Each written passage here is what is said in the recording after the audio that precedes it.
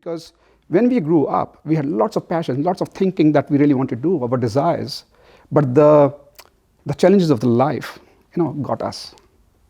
Like we always talk about time, money, and energy. It's a fine balance of the three. In our life stages, we have at most 2 out of 3. When we are young, we have time, we have energy, but no money, right?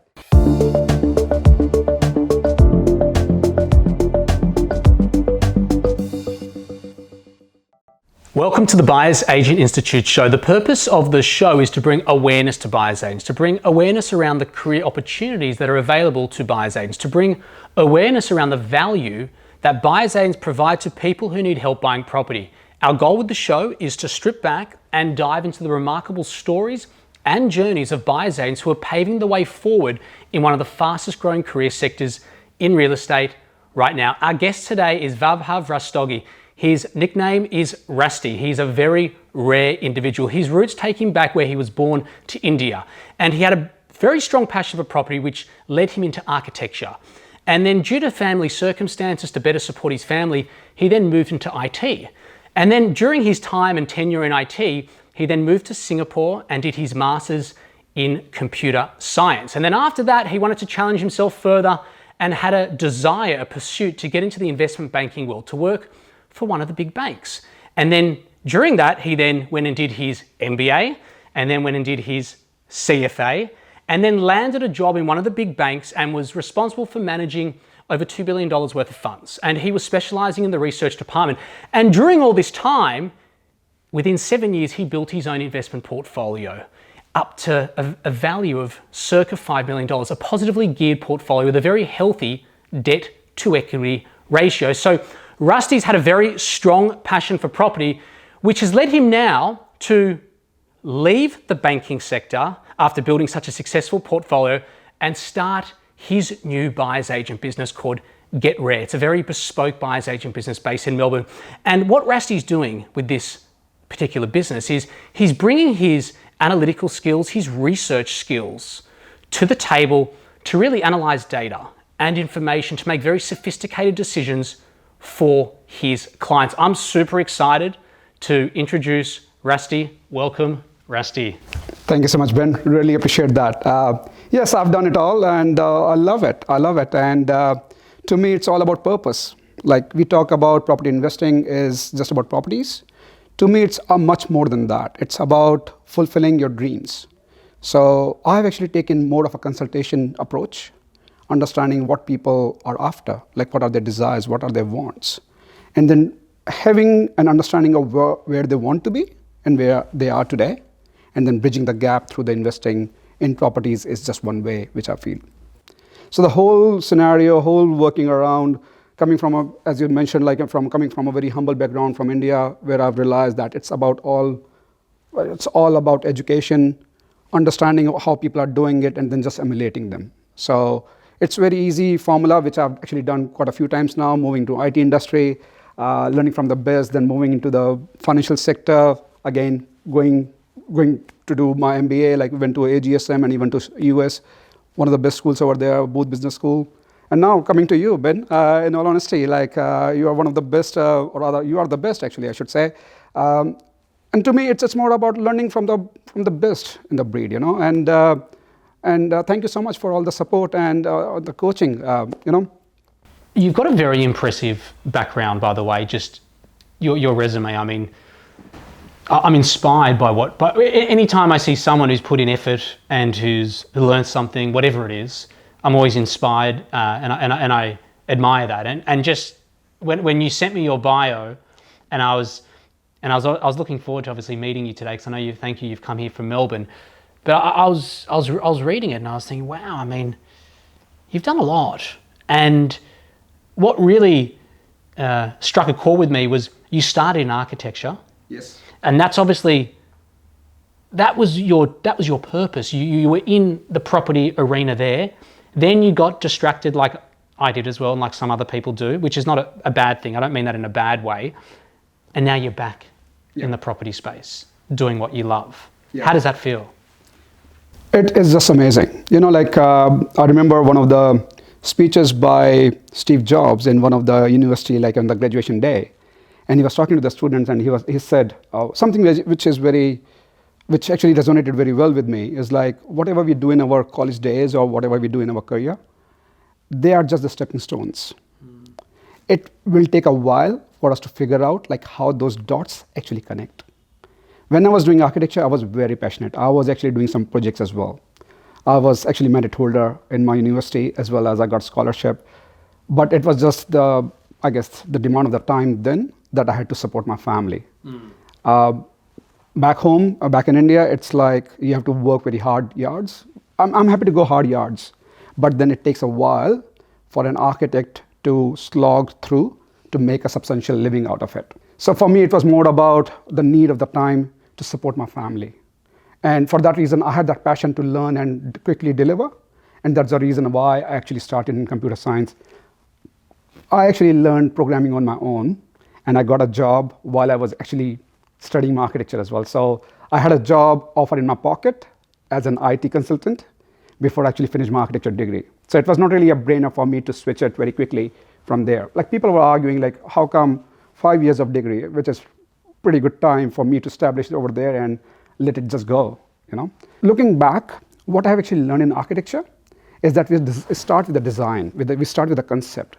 We don't really just come up and start doing the fine details of like where the wiring or where, you know, the toilet should look like. We actually start with a concept, like, okay, this is the building, this is what we are thinking about, this is the form, which is the artistic part of it, and the function, the engineering aspect of it, like how it combines together to generate something tangible. Yes. Now, fast forward a couple of decades now, this is what I'm actually doing. Like, irrespective of whether property is related to the architecture, but I'm thinking about designing the life, designing the right way of approaching it, and then coming up with the conforming components that how we should do one thing at a time.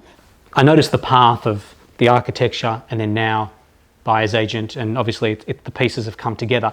But I want to talk about designing the life, because that's what you just mentioned then. Yes.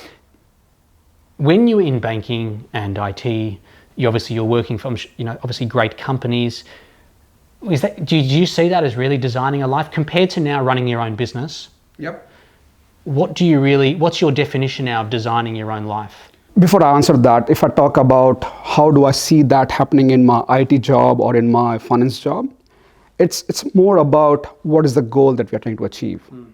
Like, when we talk about the IT project, there are so many components as a project manager that one has to look after, you know, stakeholders, budget, timeline, constraints, the challenges which keep coming, you know, and all of a sudden, all you have an eye on is, okay, this is what we really want to achieve. Now, you just go work backwards, that these are the conforming components, right? So now, coming back to the life question, maybe if you allow me, I really want to relate a story, you know, like, because that has actually got me going. My mother has been a very hardworking mother as a lady. Like, she started a business just to support us to get into the right education system. And what I've learned from a story that she told early on in my childhood was that there was a baby elephant tied to a tree. The rope that actually tied it was very thin, but it was strong enough for that baby elephant to be tied to the tree. So the baby elephant tried to break it many times, 1 week, 2 weeks, 4 weeks, and then he forgot about it. Fast forward a few years, that same elephant is now an adult elephant, still tied to the same thin tree via thin rope. So the idea is that actually it's not really a story of elephant. It's a story of our common 9 to 5, like the thing that your t-shirt talks about is, yes. So it's like, it's us in general, because when we grew up, we had lots of passion, lots of thinking that we really want to do, our desires, but the challenges of the life, you know, got us. Like, we always talk about time, money, and energy. It's a fine balance of the three. In our life stages, we have at most 2 out of 3. When we are young, we have time, we have energy, but no money, right? In our adulthood, we have lots of money, we have lots of energy, somehow no time. In our later stages of life, we have time and money, but no energy, right? So if you think through this, like, we are not really leading the life we want to, but rather just chuckling through, you know. So what I really talk about is like, okay, what are your desires? Like if there's no constraint of time and money, what will you do today? Will it be a job, 9 to 5 job you're doing? I mean, there's nothing wrong. Like people are passionate about jobs. Like I have been very passionate about when I was an architect, I was enjoying it. When I was in IT, I was enjoying that. So I enjoyed it. But am I really forced to do that, or am I actually choosing to do that? It seems like a lot of the people who are in those 9 to 5, I'm sure some of them would love what they're doing and add a lot of value, but it seems like they're the elephant. That sometimes they're not pursuing their true talents and skills that they're put on this planet really to do, and they're just a slave to the job. I would think so, but at the same time, like the conversation that I used to have with these people, because they don't really have a choice, they have to like the job they're doing. Yes. I mean, the way I say it, either you love what you do, or rather I should say, and do what you love. So why did you decide? You were obviously very good at what you did. You've had very good roles. You got into your dream job in banking. Yes. You got in, and you obviously did a MBA and a CFA on your way there. So you're obviously very committed, but now you've pivoted. So Yes. Why did you pivot? It goes back to my story, personal story. Like when I saw my parents working very hard, they actually struggled to put food on the table for us. Like education was the key for someone like my family, from middle class family. Education is the only way. It boils down to the concept that how we can change it. And like for me, the motivation was to make money work harder for you, but then also the need for that kind of a community to do it is at the ground level, the common man. When I was managing a portfolio of $2 billion, I was enjoying it. It was my dream role. Like I was loving it. It was my desired role, you know, like I did hard yards to get into that role, like MBA and CFA amidst GFC.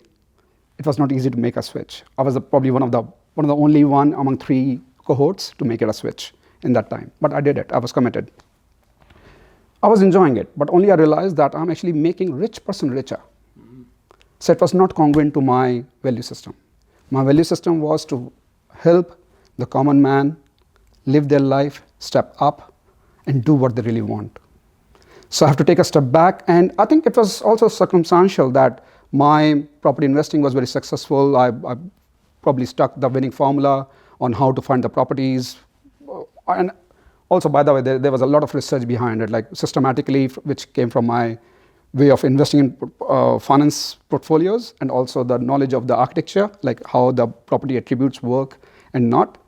At the end of the day, it's not about property, it's about the people. You know, like the winning formula that I have, I actually built that portfolio in 7 years. I did hard yards. You know, like I was almost on every weekend, I was visiting, along with my young ones in the back of the car, visiting those properties, doing inspections with me. Did you hire a buyer's agent during that time?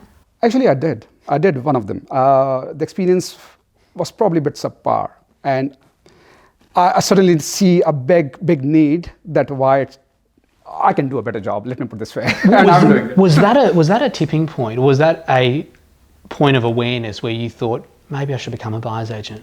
Not really, because I actually went to Tony Robbins' show last year, Unleash Your Power Within, UPW they call it. Amazing value. I would say everyone should go. $1,000, if you're running short of it, I'm happy to donate from my side. It's amazing course because I know you will support it further down, other people.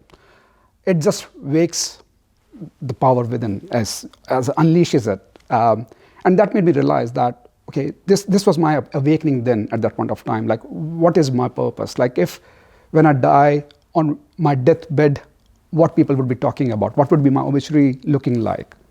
And then I realized that, yes, I'm making money for the high net worth individuals. Yes, I might get a thing that, okay, I was getting paid for that job.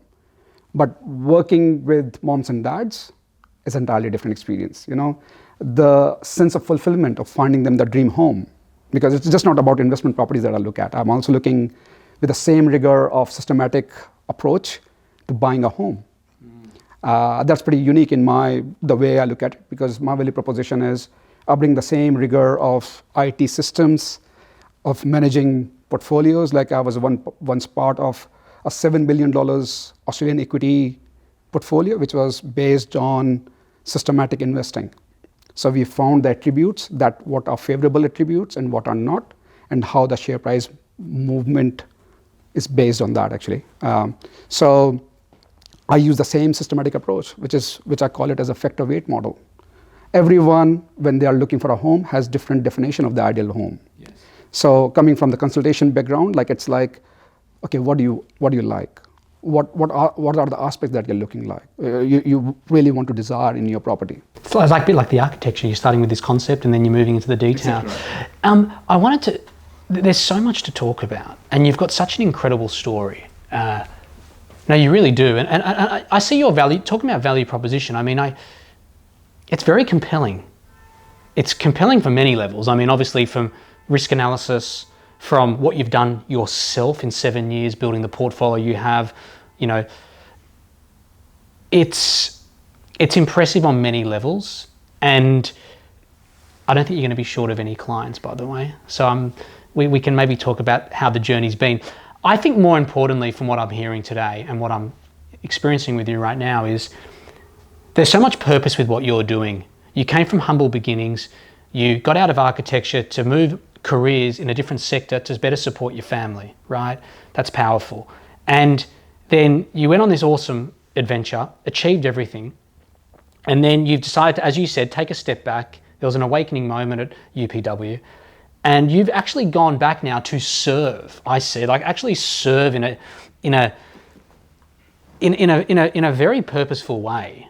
I think that must feel amazing for you, waking up every day now going, I'm actually helping people with this knowledge that I've cultivated, I've done myself, I've developed it in so many different areas, and I'm packaging it up now with my own mix, Yes. my own ingredients, and I'm going to help you get money working for you.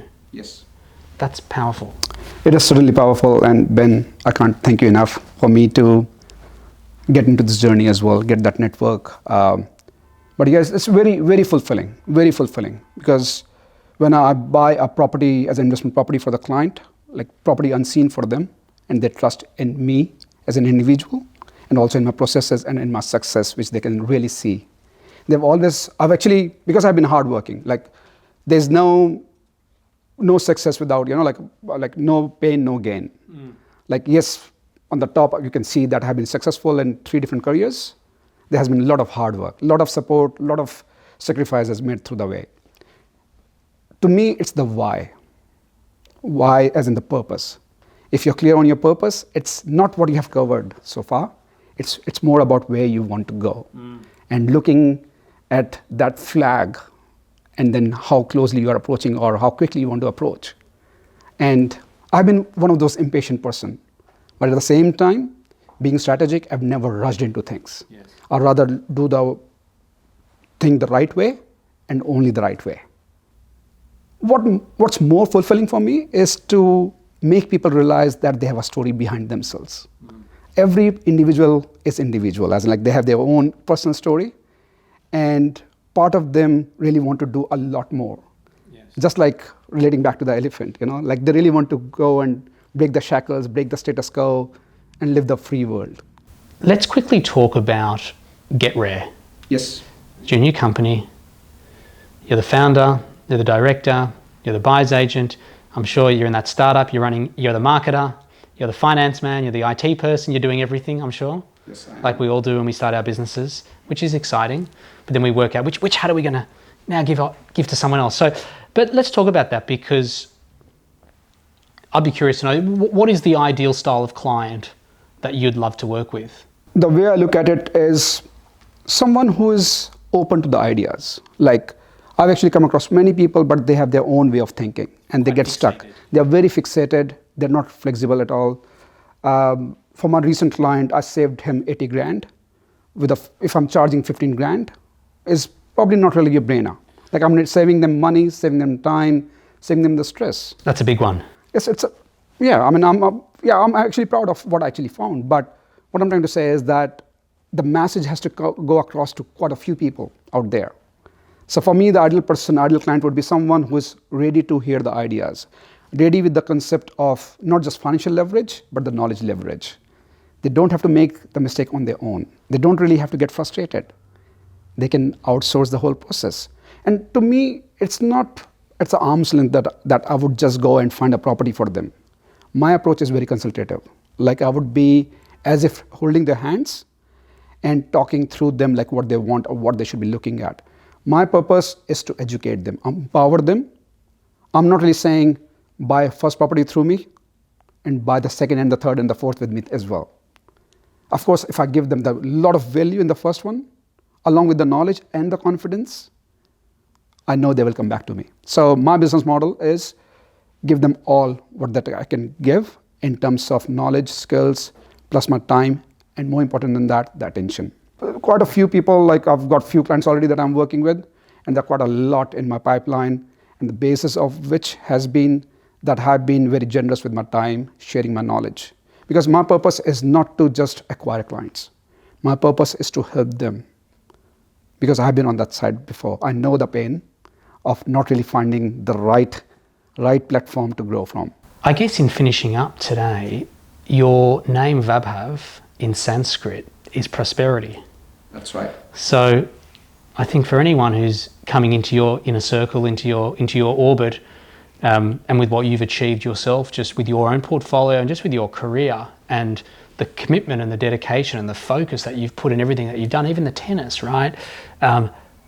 Prosperity, I feel, is going to manifest. And where can people find you? Sure. So I'm very much on the social media. So I got a website, getrare.com.au. I got an Instagram handle. I'm very much on LinkedIn as well. So Facebook, LinkedIn, Instagram. But yeah, website would be the first way, the main contact point. Yeah, when I saw you, as we finish up, when I saw your website and I saw your emails come through and the blogs, I'm like, this dude's, he's savvy with IT. It looks slick. It looks good. So well done. I've really enjoyed our chat. I'm super pumped to see where you go. I think not just for you, but for your clients. I think it's exciting to see where you go. So I know that we will stay connected, and I'm going to watch you, and hopefully I'll get you on again soon just to hear version 2. Sure. But I appreciate your time. It's been awesome.